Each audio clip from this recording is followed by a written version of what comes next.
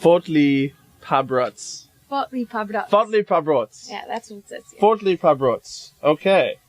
And it apparently means what exactly? Man up and grow a pear. So Yeah. this is a pair of peppers.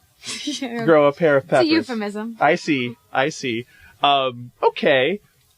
Why do you know that? It's because I speak Catalan. Why do you speak Catalan? How did you come to learn Catalan? When I was 16, I went to Barcelona on an exchange to learn Spanish. And after seeing that and hearing that people would talk in Catalan amongst themselves, I wanted to enter the conversation. Right. So at university, I took courses, and now I'm like a Catalan machine. Okay, so so you stayed with a family there, yes, and they would have to translate for you. Yeah, I was with a family in a town called Argentona. Okay. And they would speak in Catalan, and I would be at the table being like, Castellano, por favor. Yeah. Oh, I feel like such an asshole saying that now, but... Right.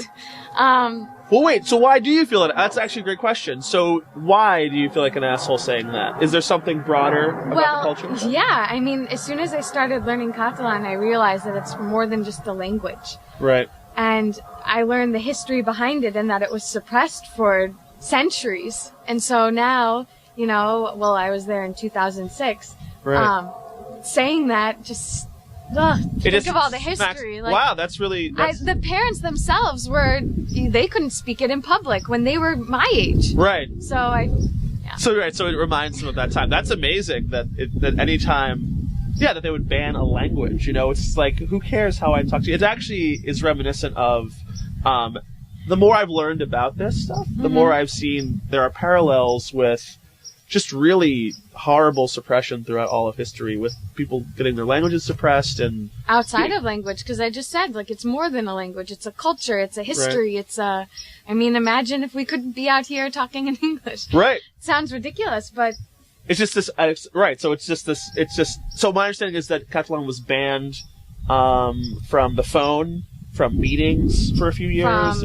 From in public. I mean, imagine if you, stubbed your toe, and you're like, mierda, that's not mierda, Right. Could be persecuted for it. Right. Wow. So just hearing what you say about this kind of these language suppression tactics are something that really resonates with my history as a black person in the United States. I mean, when my ancestors came to the United States, they spoke West African languages, and they were barred and punished strictly, severely for speaking these languages, and they were forced to, in many cases, beaten severely and told to speak English, pidgin English.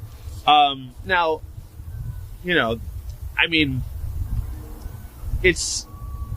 it's different examples. Obviously, that's a long time ago, and this is something more modern era, but it's still kind of this... resonates. There's an attitude behind it all. Right. There's this just kind of strategy of I can use language as a tool to obliterate a culture, or at least make it into something that control a culture. Right. Or separate. If I want to separate you from maybe your past, then I force you to speak a certain way. Well, yeah, it's a matter of expressing yourself and communicating with other people in that culture. Right. With which you share a history.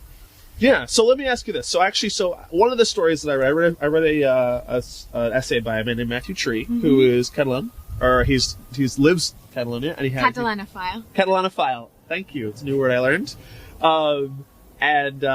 He tells a story of a young girl who is Catalan, and she goes with her friends, who are also Catalan, to a gallery in Greater Spain. That's outside of Catalonia in Spain. And is told by an old man, threatened by some old man, like, hey, speak Spanish. And she kind of she's taken aback, and he threatens her. This is recently. And he threatens her, and maybe it seems to her to be a crazy old man. And she goes home and talks to her mom about it, and her mom actually, instead of saying, oh yeah, he's a crazy old man, says, well, you should watch yourself when you travel outside of Catalonia. Now, have you noticed, because that kind of reeks of a bias, I guess, or kind of a kind of an attitude. Have you seen cases of that? Or? Not really, but I have had some experiences with like Spaniards when I would speak in Catalan, and people would be like, "Why are you speaking that?" And I'm like, "Get off my case!" Like, because I want to. So they're not. They don't like that you would speak Catalan. To no, them, I mean they think that it's unuseful. Like, why would you want to speak Catalan? Way more people speak Spanish, and it's like, well, you know what? More people speak Catalan than they speak Danish. Like, so why learn Danish? But if you care, I mean, everybody deserves the right to speak their own language and have their own culture. Yeah. So we have been telling our stories and other people's stories. There's two Americans here in the park.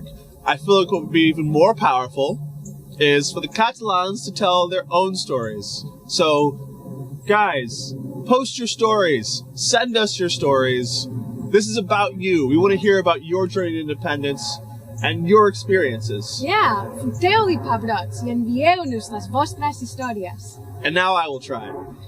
Forti, pebrots! Futeu-li. Futeu-li, pebrots! I envieu-nos les vostres històries. Les vostres històries. Molt bé. Molt bé.